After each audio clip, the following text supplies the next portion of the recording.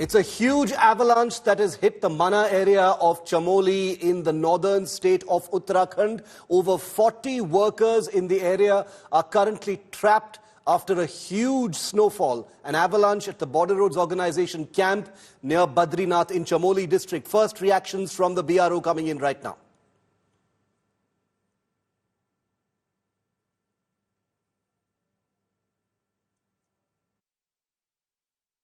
जिसमें से 16 को सुरक्षित निकाल लिया गया है। बाकी के लिए सभी प्रयास चल रहे हैं। सभी प्रकार की तैयारियां यहां पर कर ली गई हैं। एम्बुलेंस से लेकर आईटीबीपी की मदद ली जा रही है, अन्य संस्थाओं की मदद ली जा रही है। आपदा प्रबंधन विभाग हमारा पूरी तरह से सक्रिय, जिला प्रशासन भी, और हम लोग स्वयं सभी लोग लगातार संपर्क में हैं और हमारा प्रयास है कि सभी को सुरक्षित जल्दी से जल्दी बाहर निकाला जाए। अराउंड 57 लेबर्स काम करते हैं बर्फ हटाने का, वो कैंप्ड थे वहाँ पे, और हमारी जो टीम्स हैं वो मोबिलाइज हो गई हैं। आर्मी, आईटीबीपी, एसडीआरएफ और एडमिनिस्ट्रेशन की टीम। एक्टिव रेनफॉल है हमारे डिस्ट्रिक्ट में और हायर डिस्ट्रिक्ट में एक्टिव स्नोफॉल है, तो इसलिए हम हेली सर्विसेज अभी यूटिलाइज नहीं कर पा रहे हैं और मूवमेंट में भी डिफ़िकल्टी हो रही है। और वहाँ कोई सैटेलाइट फ़ोन और अन्य ऐसे कोई उपकरण उपलब्ध नहीं होने के कारण स्पष्ट कम्युनिकेशन वहाँ नहीं हो पा रहा है हम लोगों का उनसे।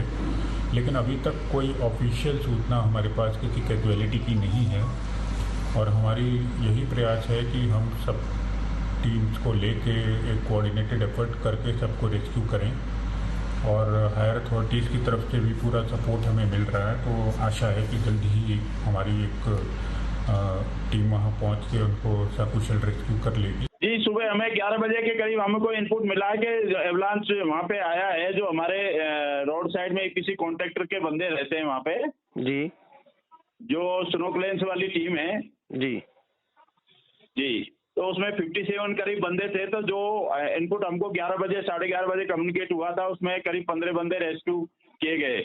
अच्छा। उसमें 3 बंदे इंजर्ड थे, तो उनको आर्मी हॉस्पिटल में जमा वहाँ पे किया, उसको ट्रीटमेंट के लिए ले गए हैं। जी। उसके बाद में बीआरओ का, आईटीबीपी का, आर्मी का टीम लगा हुआ है रेस्क्यू में रेगुलर, बट उसके बाद में कम्युनिकेशन नहीं हो पा रहा है। हमने यहाँ से एम्बुलेंस, आर्मी की एम्बुलेंस, बंदे टीम, रेस्क्यू टीम यहाँ से भी भेज दिए हैं, बट हैवी स्नोफॉल के कारण से जो माना पास और बद्रीनाथ के बीच में जो स्नोफॉल हो रखा है, जगह जगह रोड ब्लॉकेज है, उसको क्लियर करते हुए टीम जा रही है। तो अपडेट नहीं हो पाया है, कम्युनिकेशन नहीं हुआ है अभी। अच्छा, तो आप बीआरओ की टीम वहाँ पर है? जी, बीआरओ की टीम ऑलरेडी वहीं पे है। अच्छा, तो ये जो 57 है, ये क्या मजदूर थे वहाँ पे, काम कर रहे थे? सब काम कर रहे थे, ऑपरेटर थे इसमें, जो ईपीसी कॉन्ट्रैक्टर है माना पास वाला, उसके बंदे थे ये। अच्छा सर, उसी के मजदूर हैं ये। तो वो एवलांच साइट नहीं थी, बट हैवी स्नोफॉल के कारण से एवलांच आया है। So these were Border Roads Organization contracted workers working on a piece of infrastructure in this border area near Badrinath in Uttarakhand. Over 100 Indian Army personnel were immediately mobilized to the avalanche site. You can see some of them in these pictures you have on your screen for rescue and relief operations. Additional medical resources from Joshimath, also in Uttarakhand, are being mobilized to Mana to assist with the rescue and medical aid. 3 teams of the NDRF and 2 teams of the Indo-Tibetan Border Police have also been deployed for rescue and relief. Out of 10 rescued workers, 4 are said to be in critical condition. Remember, the Border Roads Organization is involved in the building of roads, tunnels, and access routes in these very, very hostile terrains in the forward areas of the country. They do heroic work, and the avalanche that took place is one of the hazards of the areas in which they actually operate. So as we offer prayers for their safe recovery, let's get you more updates on this big lead story.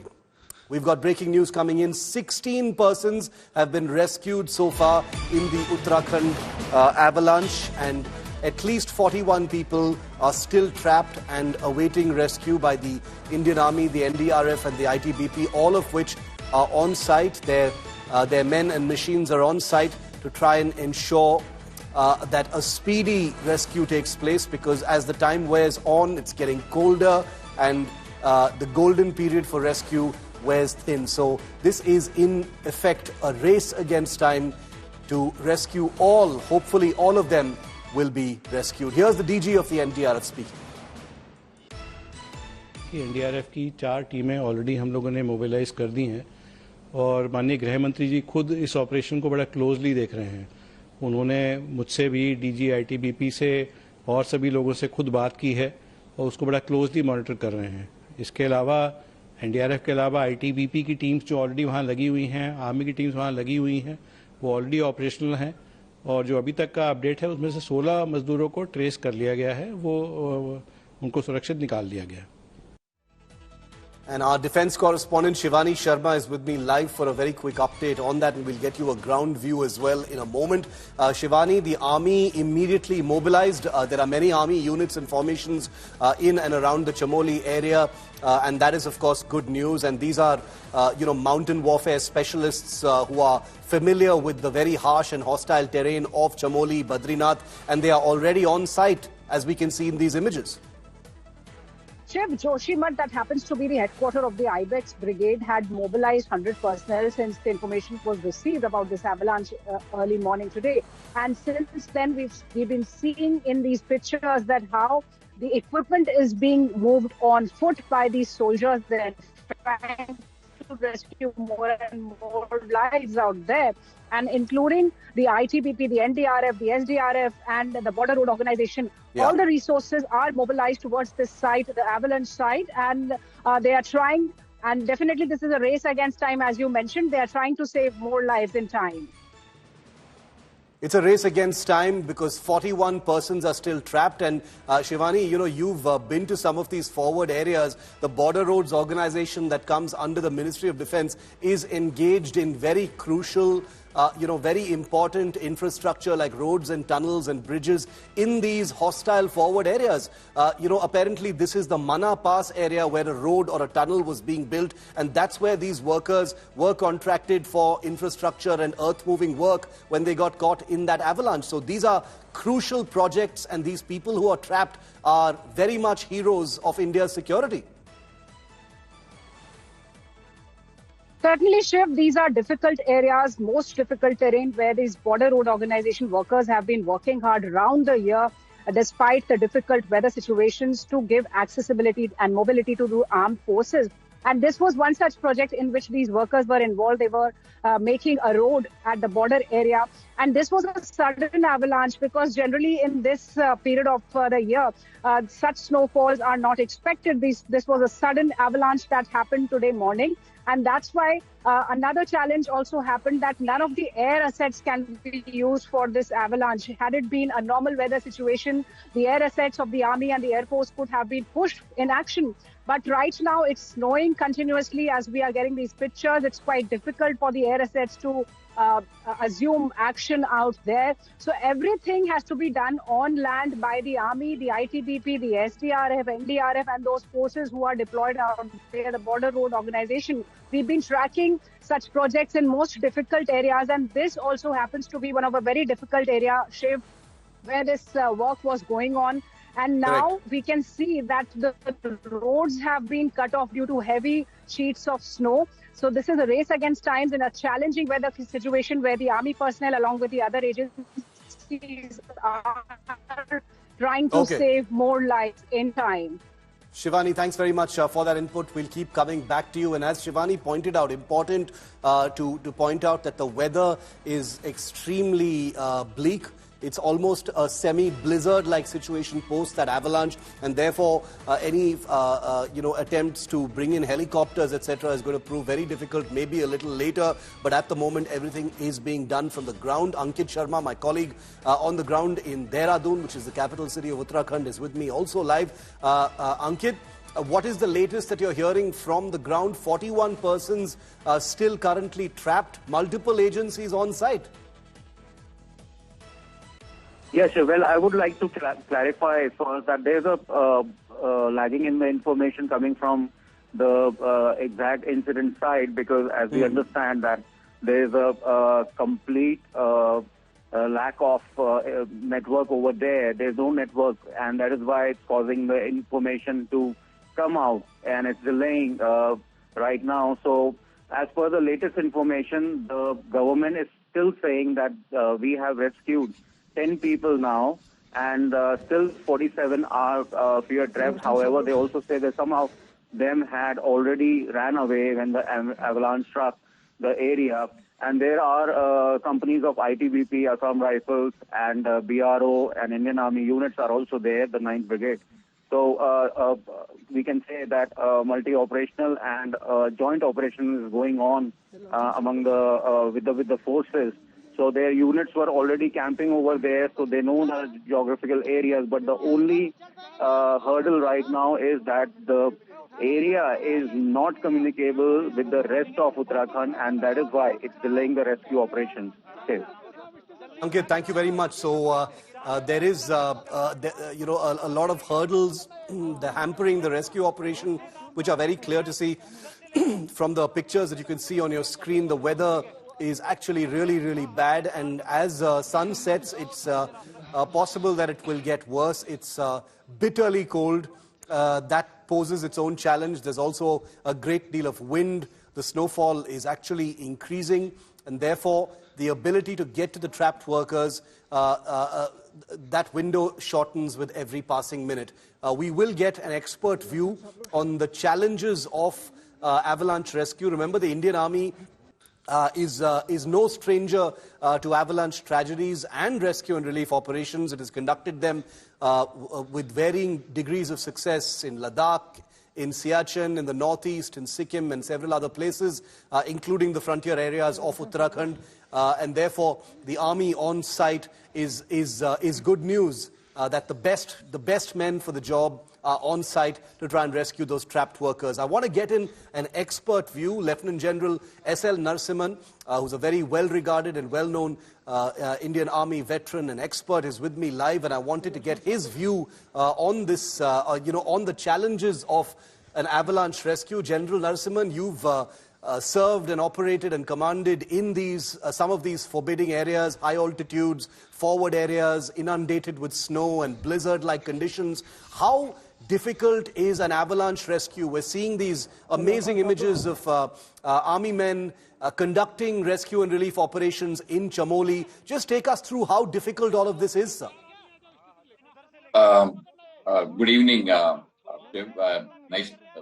Thank you for having me on this show. Thank you for coming. Firstly, let me convey my condolences for anybody who's fatally injured, but I'm sure all of them will come out very, very well and recover quickly. Avalanche is something which doesn't tell you when it is coming. So the problem is that you may have heavy snow, but when avalanche will happen, nobody will know. That is the first point we need to get. Yes. Second point will be, after the avalanche comes up, to locate where these people were exactly and where are they buried under the snow is going to be another difficult issue. So what we used to do when we used to operate in these environments is that we used to put pointers, long poles with some highlighting marks so that we understand where these patrols have gone and where they are located. There are also now modern equipment that is available, which will tell you where the life is under the snow. Notwithstanding all that, you cannot be there at every point where Correct. Such things could happen. So once the things happen, firstly, the message has to go out to the people to come for rescue. That itself is going to be a difficult proposition. Second, the moment the information comes, how quickly we can react to that, how quickly we can mobilize and reach that place. Because once avalanche takes place, even to reach the place where people are buried is going to be extremely difficult and time consuming. Correct. So that is the second aspect of it. Third is to locate exactly where these people are lying and thereafter try to extricate them by various means. So these are all difficult type of operations, and the nature is actually involved, and nature is not going to be easy on us when we do all this. So my only recommendation is I think we should pray for the well-being of those people and pray for the success of the operation that the army is conducting at this point in time. I'm sure the other forces also will pitch in, like NDRF and others will pitch in. But I think the first responders are the army because they are closer to that place, and I wish them all well. You're right, sir. The army is the first responder. The ITBP and the NDRF are also, either on site already or reaching. Some BRO personnel are also on site. I wanted you to throw some light, General Narasimhan, on, the idea that this is also a race against time. It's about 5:15 in the evening now. Those rescue operations are on. The sun sets a lot quicker, in the mountains. And dusk brings with it probably more aggressive weather. It's already snowing, as we can see in some of these live pictures that have been coming. Can you throw some light on that, sir? That how much pressure will these teams be under to get the rescue done as quickly as possible? Because when night falls, that brings with it its own challenges, and of course the passage of time. Of course, that brings in too much of actually problems. The thing is that the moment the sun goes down, the temperature also goes down in those areas. If the temperature is now say minus 15, 20, it would very well reach minus 30, minus 35. So to operate in those conditions is going to be extremely difficult. But I am sure the army is quite used to such operations, and then they are also used to carrying on whether day or night. They will try their maximum level best to continue these operations, whether the weather is playing a support role for them or otherwise. But the night is going to bring further complications in this rescue operations. There's no doubt on that particular story. Yeah. And the problem will also be that what happens when the fresh snow falls, it is easier for you to dig. And when the snow solidifies and becomes ice, it makes it that much more difficult. So the operations are going to be extremely difficult. There's no doubt about it. But the army is, of course, hands-on on this, and I'm sure they will continue to do the job to the best of their abilities. One final question, General Narasimhan. We have seen incidents where, soldiers or people trapped in avalanches have been able to survive, for a few days. I remember the famous story of Lance Nayak Hanumantappa, who actually survived for 6 days in an avalanche in Siachen. Not everyone is that lucky to actually be able to make it. What are the various factors that would dictate survival under, a bed of snow of this kind? In fact, Lance Nayak Hanumantappa, God bless his soul, he is from my regiment. The battalion which support those casualties was from 19 Madras, which is from my regiment. Yes, see what happens when you get buried under the snow is, firstly, you have two requirements. One is you need to continue breathing. So you need to create space to continue breathing. That is one. The second thing that you need to do is to survive. You will need a little bit of water, etc. Even to the extent of drinking their own urine. People have gone to survive, actually speaking, in these areas. So these are going to be tough conditions. You need to create a space for you to keep breathing. Second, you need to sustain yourself with some amount of water, etc. Food is, of course, not a given at this point in time. Without food, people can survive for a few days. But without water and breathing, it is going to be extremely difficult. So this is the thing that they need to do. They need to probably make some kind of push the snow a little bit, make some space to ensure that they breathe, and then ensure that they are able to drink some kind of a water to sustain themselves. And that is the way I think they need to survive. Hanumantappa typically survived like that. And people kept speaking to him and telling him what to do. The medical officer of the battalion was right there, guiding him as to how to survive within this particular kind of a situation. Yes. And that is a tough situation. It is not easy. I wish that all of them come out alive and healthy. I join you in prayers and hailing our army heroes and hoping that all of these trapped workers are brought out alive. I'd like to repeat once again that these workers are doing a heroic job building border infrastructure in some of these most hostile conditions, and we pray that they all come out alive and the injured are treated successfully and are healthy very soon. General Narasimhan, always a pleasure, sir. Thank you very much for throwing light on this developing story. Thank you. Thank you very much. Okay, moving on now from that tragedy in the Himalayas now to political rumbles in Karnataka. In another political drama, Karnataka's Deputy Chief Minister D.K. Shivakumar is once again under the BJP's radar. Today, Karnataka's leader of the opposition from the BJP, R. Ashoka, called D.K. Shivakumar possibly another Shinde. Well, you know the implications of that. He's basically saying that DK Shivakumar is a rebel within the Congress who could split the party and cross to the enemy camp. He said that DK Shivakumar is on the verge of a political shift. Take a look.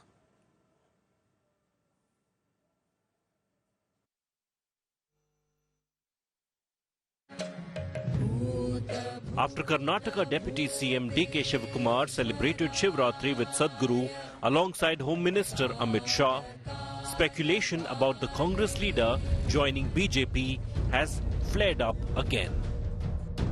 The buzz around his political future has forced Shivakumar to clear the air. ನನ್ನ ರಾಜ್ಯ party ಅಧ್ಯಕ್ಷ 5 ವರ್ಷ party president ಮಾಡಿಬಿಟ್ಟು ನನ್ನ deputy CM ಮಾಡಿ if I doesn't show my face and ನಾನು ಕಾಂಗ್ರೆಸ್ಗೆ ಕೆಲಸ ಮಾಡಲಿಲ್ಲ ಅಂದಮೇಲೆ ನನ್ನ ಲೀಡರ್ಶಿಪ್ ಕೊಡಲಿಲ್ಲ ಅಂದಮೇಲೆ. Regarding his visit to Sadhguru's ashram, the Congress leader had already clarified his stance. ಯಾವ ಬಿಜೆಪಿ ಸ್ವಾಗತನೂ ಬೇಡ, ಕಾಂಗ್ರೆಸ್ ಅವ್ರ ಸ್ವಾಗತನೂ ಮಾಡೋದು ಬೇಡ. ನಾನು ಹೋಗಿರೋದು ಶಿವರಾತ್ರಿ, ಶಿವನ್ ರಾತ್ರಿ. ಇದು ನನ್ನ ಸ್ವಂತ ಬಿಲೀಫು. ಯಾರು ಟ್ವೀಟ್ ಮಾಡ್ತಾರೆ, ಯಾರು ಮಾಡ್ತಾರೆ ಅನ್ನೋದಕ್ಕೆಲ್ಲ ನಾನು ಉತ್ತರ ಕೊಡಕ್ಕೆ ಹೋಗಲ್ಲ. The BJP, however, is shipping in the choppy waters of Karnataka politics. Yesterday you said DK Shivakumar will be the Eknath Shinde of Karnataka. It is correct because it's showing the picture, real picture. It's a trailer. Now it's showing trailer. Picture abhi baki hai. On umpty number of occasions have made it pretty clear. Day by day, infighting within the ruling Congress party is only increasing. CM kursi ke liye हर दिन competition ज़्यादा हो रहा है, and that's the reason why DK Shivakumar is also looking very disturbed, and senior ministers also repeatedly attacking DK Shivakumar. Many Congress leaders have backed Shivakumar. He's born religious. So from by birth he's BJP then. I mean, these are all nonsensical talks that are going on. Mr. DK Shivakumar is a staunch congressman and he will remain a staunch congressman. The rift within Congress over CM's post is a known fact. There is an uneasy between CM Siddaramaiah and Shivakumar. But how long will it last? With Nagarjun Dwarkanath, Bureau Report, India Today. And India Today's Karnataka Bureau Chief Nagarjun Dwarkanath is live with me. Naga, this is like a deja vu of Karnataka politics where we see another rumble, a tug of war. The BJP is also having a lot of fun with this political bisibele baat, if I can call it that. What is the reality on the ground? What's going on with DK Shivakumar and why is the BJP having such a fun at this sideshow? Well, Shiv, it's been almost many years since we have been talking about how there's always been political Nataka in Karnataka. More than Bisibile Bath, it's Chow Chow Bath now in Karnataka because all the parties are internally fighting. But this time around, it is about DK Shivakumar who visited Isha Foundation in Coimbatore for Shivratri. And now people are questioning his alliance or his preference towards the Congress party. AICC secretary has come down heavily saying the president seat has to be more than the suspicion. Okay, so you can't behave the way that people start suspecting your moves. But however, DK Shivakumar has said that he'll not comment on what BJP says or what AICC leaders say. He says that he's a born Hindu and he'll die Hindu and he has nothing to do with what people are commenting. But definitely there's something brewing. We have to read in between the lines about what DK Shivakumar actions are and what he's doing. There is Amit Shah there, right there. There is Jaggi Vasudev and also DK Shivakumar in the first row itself. Many in the BJP feel that there is no chance that DK will come back to BJP because in other 3 elections, in 3 years, elections will be held in Karnataka. There's Kumaraswamy Okaliga already with BJP and Alliance. Will the BJP be ready to take DK Shivakumar? Even if yes, if he's willing to go to BJP, does he have the number of MLAs? That's the big question. But as of today, it looks quite not possible of DK moving to any other party.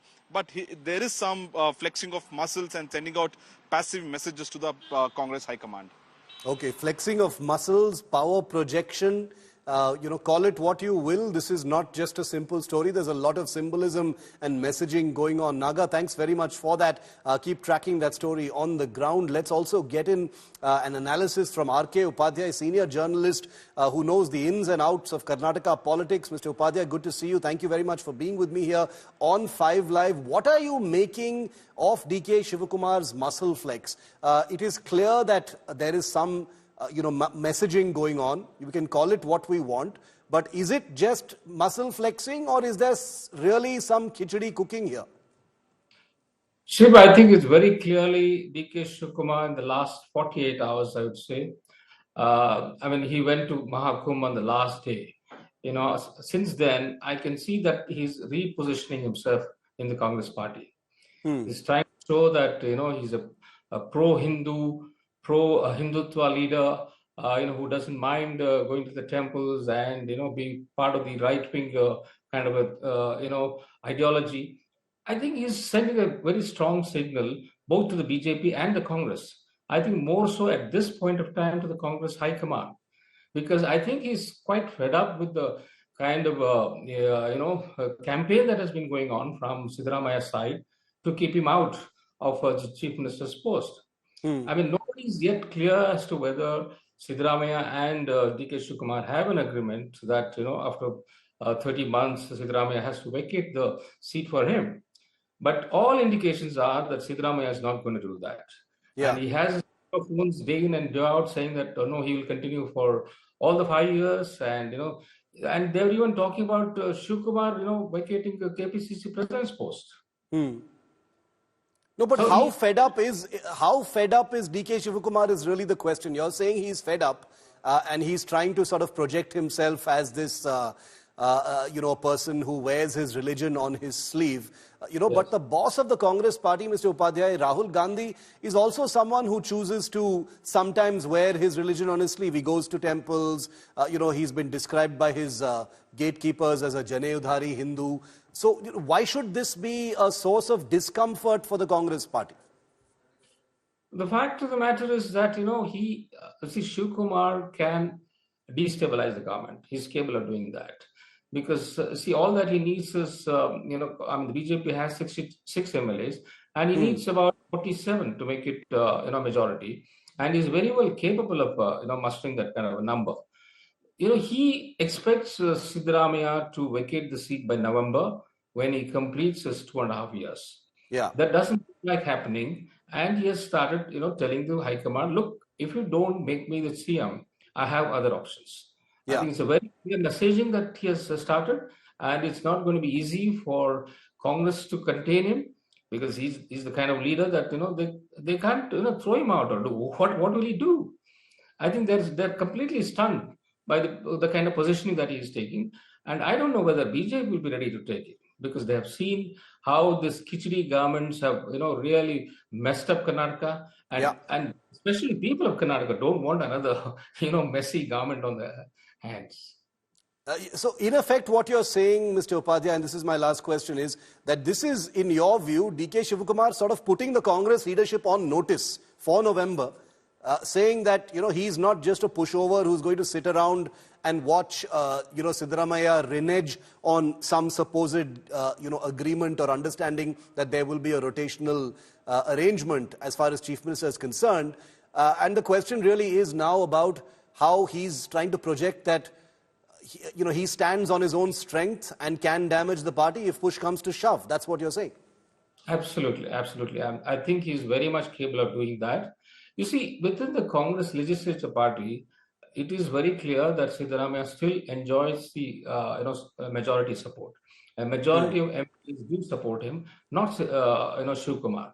Shivakumar somehow has this, very arrogant, brash ways of treating people, and not many MLAs like him. But, he thinks that he has a right to be the Chief Minister. He's an 8-term, MLA, and supposedly he should have been the first choice of the Congress party, because he led the Congress campaign. Remember, he was a KPCC president. There has been precedents where KPCC presidents have been made the chief ministers. Yes. So here is an exception made for Siddaramaya, and who had already one full term of 5 years. So his supporters are saying, why is he not letting Shiv Kumar also have a chance of becoming the chief minister? The Bisi Bele Bath of Karnataka politics continues. I don't want to call it khichdi, even though I took that word. It's better to call it the Bisi Bele Bath, and that is actually so accurate if you think about it. So thank you, Mr. Upadhyay. Always good to have your view and your analysis on this developing story. We'll have to see where this actually leads. Thank you for being with me. Thank you. Thank you.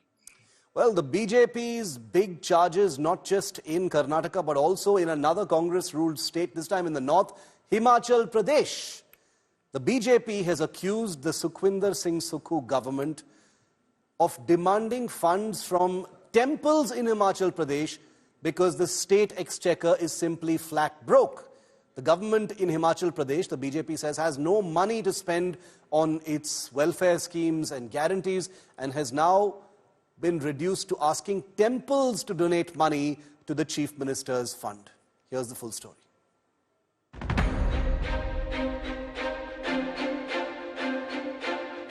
Himachal Pradesh Chief Minister Sukhwinder Singh Sukhu is under fire. The BJP has accused the Sukhu government of demanding funds from temples in the state for the Sukh Ashray scheme that aims to provide orphans with various facilities, including higher education. एक तरफ सनातन का विरोध कर रहे हैं और दूसरी तरफ देखिए परिस्थिति ऐसी है कि हिमाचल प्रदेश में सरकार ने हाल ही में एक फैसला लिया है कि सरकार के पास पैसे नहीं है। उन मंदिरों और ट्रस्ट में जो पैसा है उस पैसे को सरकार के खजाने में जमा कर दें। मैं समझता हूं ये बहुत दुखद है, दुर्भाग्यपूर्ण है। The BJP argues that the money from temples can be only used for Sanatan Dharma. The Sukhu government, however, justifies its decision, calling it a good deed. The Congress claims that the previous BJP government also used temple funds. ये कोई नई बात नहीं है। मंदिरों में जो चढ़त आती है और उनका सदुपयोग जो है उसका उपयोग मंदिर के निर्माण कार्य में और अन्य जो जनहित के कार्य हैं उनके लिए किया जाता है। तो ये रूटीन प्रैक्टिस रही है। पूर्व में सरकारें रही वो उनके द्वारा भी जो है इस तरह की प्रक्रिया जो है वो लाती रहे। The Grand Old Party urged the BJP to join the good cause. They talk irrelevant things which is not true. They should see कि किस कॉज के लिए मांगा जा रहा है। अनाथ बच्चों के लिए आप भी आगे बढ़कर आओ। मैं बीजेपी के लोगों से भी आह्वान करती हूँ कि आप भी अच्छे कॉज के लिए इन बच्चों को इनका भविष्य सुधारने के लिए हम सब पार्टी से ऊपर उठकर इन लोगों की मदद करें। Under the Sukh Ashray Yojana, 6,000 children have been adopted as children of the state, making the state government a foster parent of the orphans. With Kamaljit Sandhu, Bureau Report, India Today. And today's Kamaljit Sandhu is live with me. Kamal, the BJP making this allegation that a broke Himachal government is seeking funds from temples. How true is this? So, when you look at the numbers, how broke is Himachal, and are they really, looking forward to getting money from temples to run the state?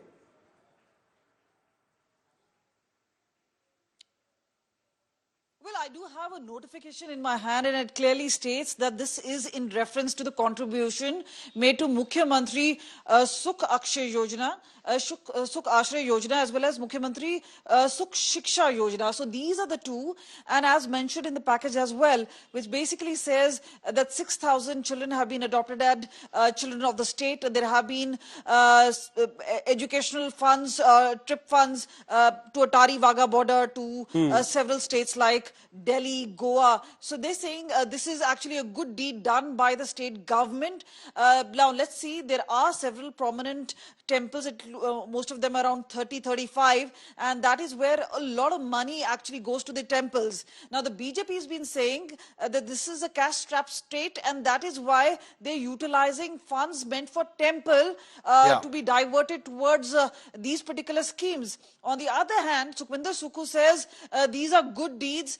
We're just asking for a part of the portion to be donated towards cause of the chief minister's two schemes. So this is where things are really different as far as view and perspective are concerned. But yes, the BJP guns blazing, especially in Dev Bhumi, and obviously this is not just about the temple trust. This is also a war of words as far as religion is concerned, where the BJP seems to be hitting out at the Sukhwinder Sukhu government. Now, remember, there have been reports earlier as far as pensions or pay is concerned that Himachal Pradesh does not really have the money. But this is including in the latest chapter as to what is really transpiring. Meanwhile, the government is saying a mole out of the, a mountain is being made out of a molehill.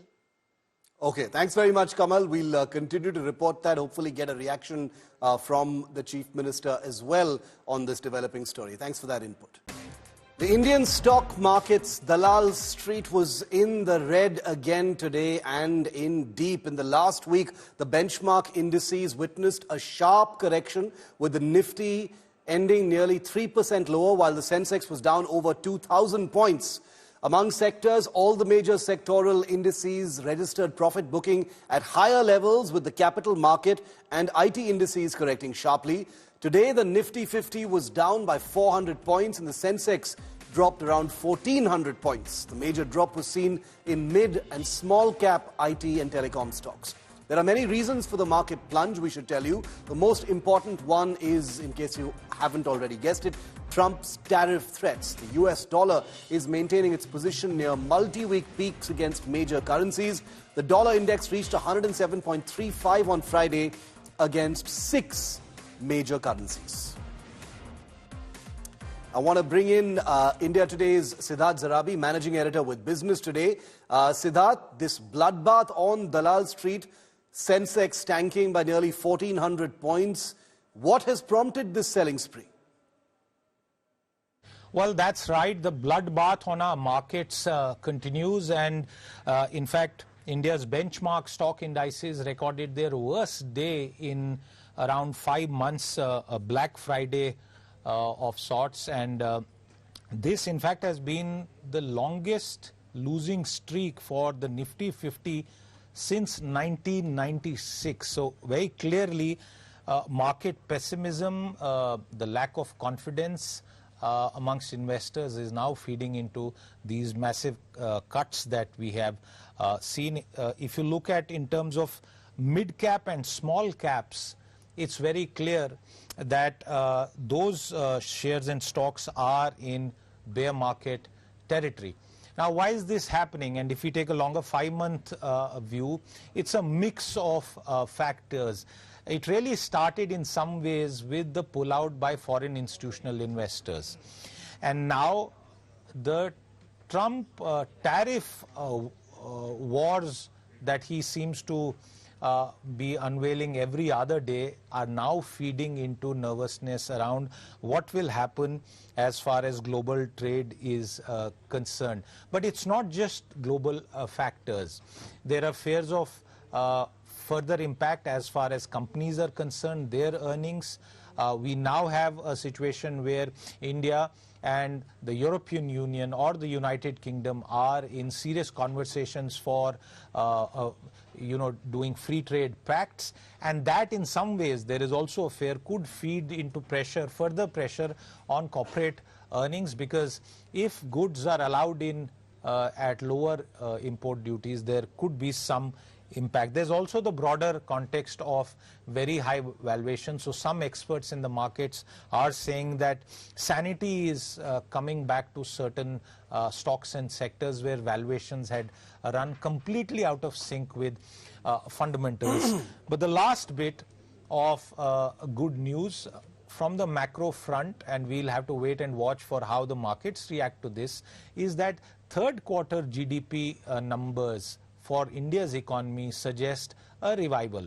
The latest number coming in at slightly better than expected reading, but it's very clear that as far as India is concerned, this 6.2% data that we saw for the October-December quarter seems to suggest that the economy is coming back, and rural consumption along with government spending, which had slowed due to the election and in its aftermath, is now back feeding into our growth prospects. Siddharth, thanks very much for that very comprehensive view to this bloodbath on Dalal Street. We'll keep a very close watch. Track Business Today for live updates 24/7 on everything that's happening on our capital markets. Meanwhile, Ukrainian President Volodymyr Zelenskyy is in Washington to meet the US President Donald Trump. Apart from the Ukraine-Russia war, Zelenskyy and Trump will discuss a possible mineral deal. Reports also suggest that Zelenskyy will propose Ukraine's membership in the NATO, a very touchy topic, which Trump has already aggressively ruled out. Remember, before Zelenskyy's visit, Trump had backtracked on his recent sharp criticism of Zelenskyy, where he'd called him a dictator. Every city is being demolished. They look like a demolition site, every single one of them.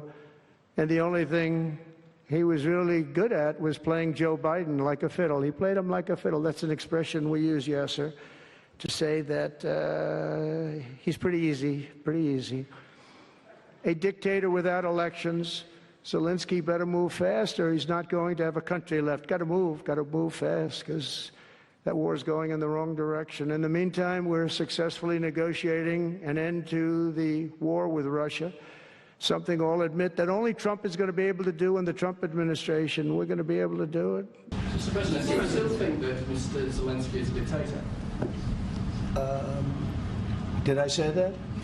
I can't believe I said that. Next question.